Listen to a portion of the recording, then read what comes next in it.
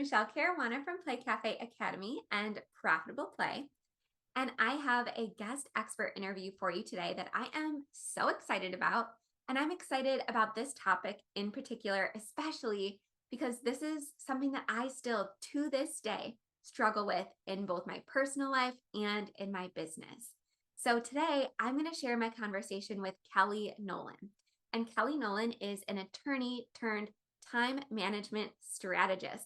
So she's going to give us some really practical time management strategies that we can use to kind of balance it all while not feel like we're dropping too many balls all over the place or nothing's falling through the cracks. Because as somebody who has, been a parent, a brick and mortar business owner, a wife, a caregiver, a daughter, a sister, a friend, all of these things all at once, let me tell you, it is so much more difficult than I could have imagined to keep everything organized. And again, to not feel like a ball isn't constantly being dropped.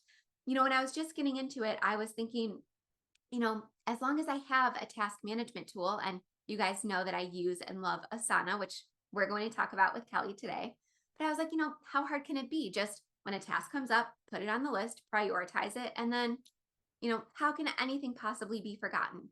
But the hard and the really tricky part that we're going to cover today is how to prioritize things. Again, when it comes to your business and your personal life and all of the different roles that you play. So I'm really excited for this conversation. So before we dive in and I share all of Kelly's amazing expertise with you, I just want to remind you to subscribe to this channel because I have many other guest expert interviews that I can't wait. They're on my calendar. I am so looking forward to them, and I know you're going to love the information as well. But what else I wanted to remind you about is that if you want to listen to Kelly's podcast, it is called The Bright Method, and it is named after her time management system, which again, we're going to dive right into in a moment.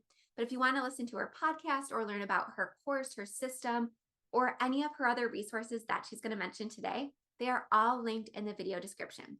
And also, if you prefer to listen in audio format, I also published this guest expert interview on my podcast today. So that link is going to be there for you as well. I know we all like to consume information in different formats. And if you haven't checked out my podcast yet, again, it's a lot different than my YouTube channel.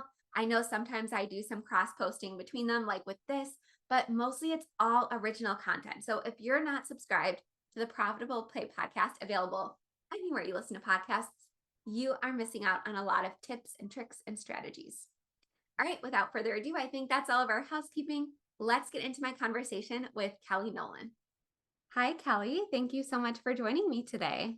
Hi, I'm thrilled to be here. Thank you so much for having me.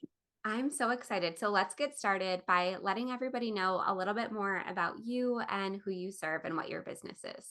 Great. Well, my name is Kelly Nolan. I was an attorney for many years before I left to start my own business. And essentially, I had been decently organized through law school and then got quickly overwhelmed as a practicing attorney.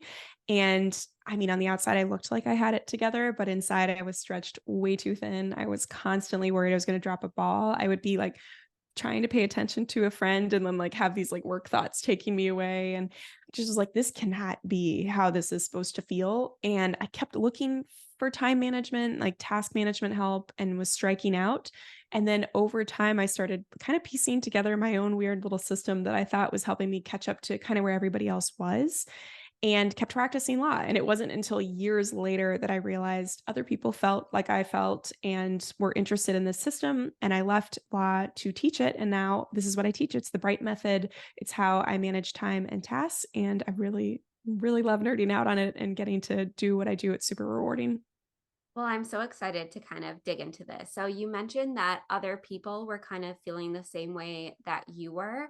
So what were some of like the common problems that you were feeling and that you were noticing in others? Can you speak to that a little bit?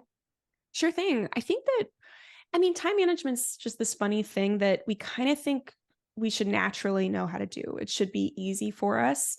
We're not really taught on how to do it. Or if we were taught maybe in middle school when we like used a planner and used a to-do list and our life was a lot easier. Like people made meals for us and we went from classroom to classroom. And that's just kind of the system we were taught, and that we kept going with, like modified in different ways, maybe with technology, but essentially the same type of system.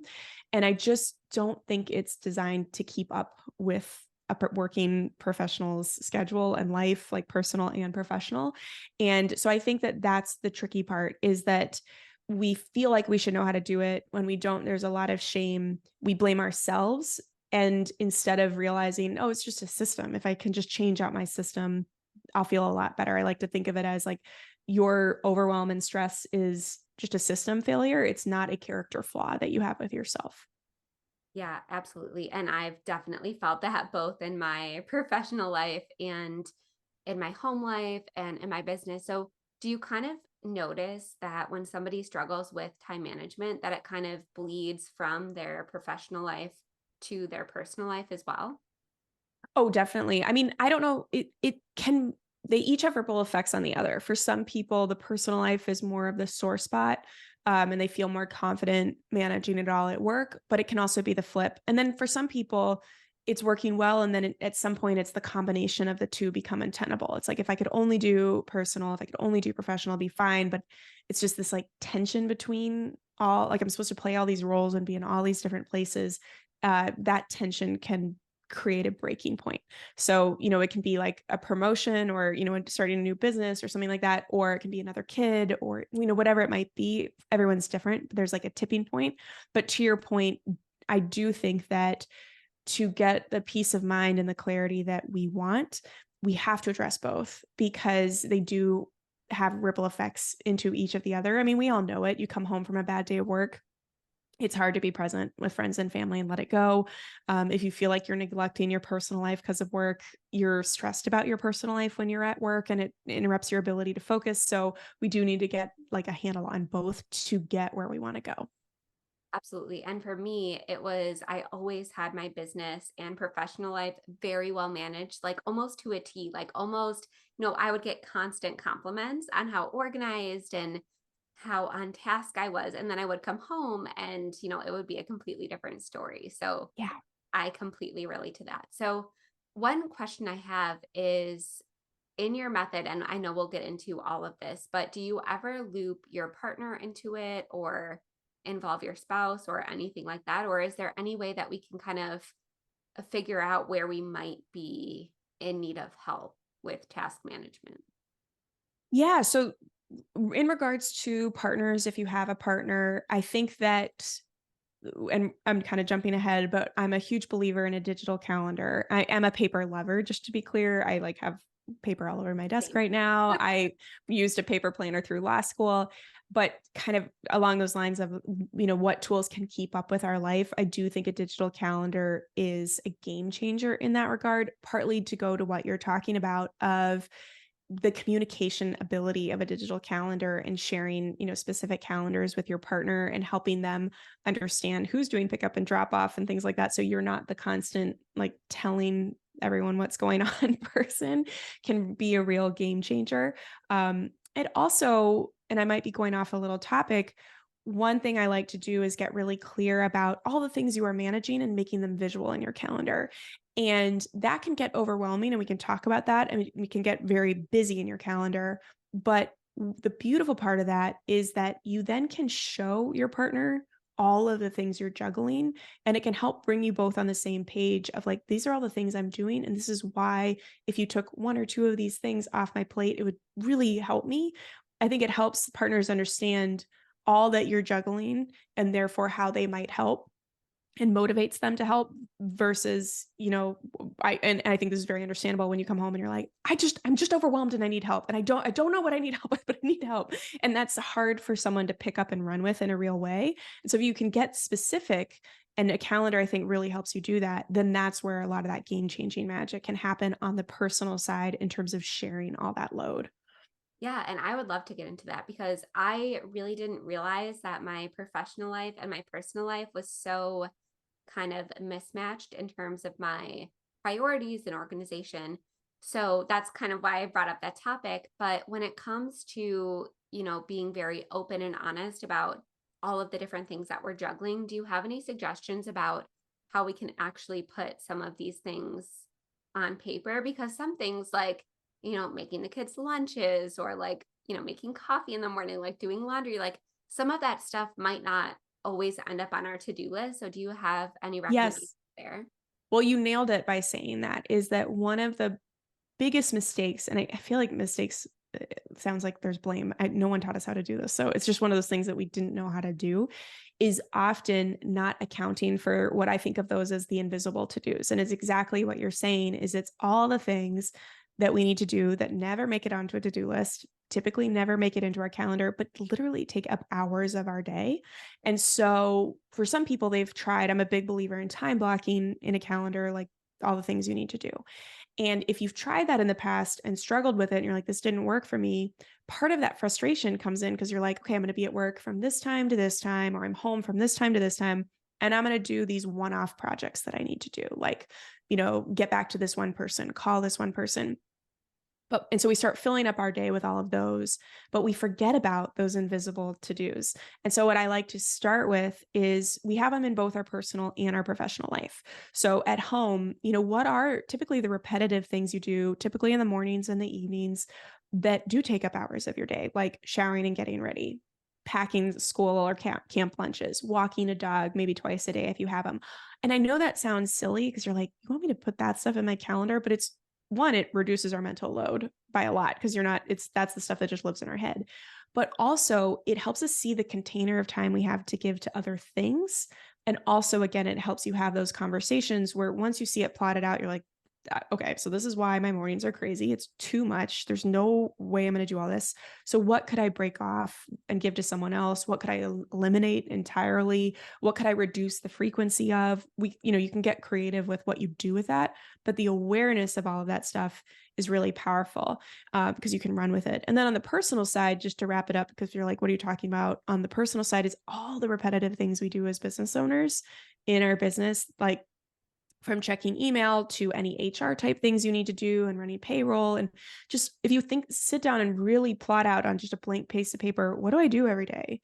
What do I do every week? What do I do every other week? What do I do once a month for my business? And then start plotting that out in your calendar. It starts quickly becoming clear of like, oh, I have a lot less time to give to the one-off things than I thought. And that's frustrating, but it also helps you be realistic on your plans and then also make modifications of you're like, this isn't working for me. I need to outsource, delegate some of the stuff or eliminate stuff also.